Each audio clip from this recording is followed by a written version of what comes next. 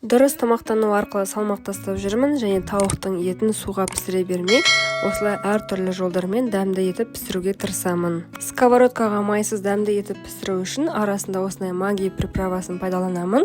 Дәл осылай духовкада пісірсеңіз де болады. Бізге керегі тауықтың төс еті және магия приправасы. Тауықтың төс еті қалың болғандықтан мен осылай жіңішкелеп ортасынан бөліп алдым.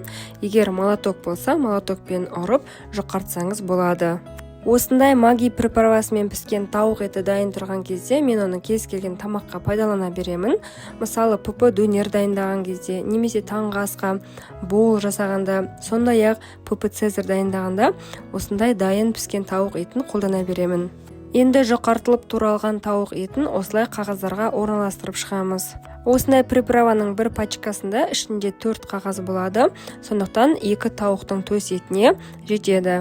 Барлық тауық етін осылай дәмдеуіштер салынған қағазға орналастырып болғаннан кейін сковородкамызды орташа отта қыздыра береміз. Сковородкамыз қызғаннан кейін тауық еттерін орналастырып, әрбір бетін 5-7 минуттай пісіретін боламыз. Бұл жерде ең бастысы сковородкамыз орташа отта қызған болу керек, себебі қатты қыздырып жіберсеңіз, онда тауық еті күйіп кетеді. Осылай бір жақ беті қызарып піскеннен кейін екінші жақ бетіне аударып, екінші жақ бетінде жақсылап пісіріп аламыз.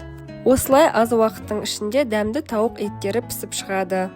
Егер сізге дұрыс тамақтану, салмақ тастау жайлы қызық болса, және осы видеоны соңына дейін қараған болсаңыз, лайк басып, комментарий жазып, менің каналыма тіркелуді ұмытпаңыз.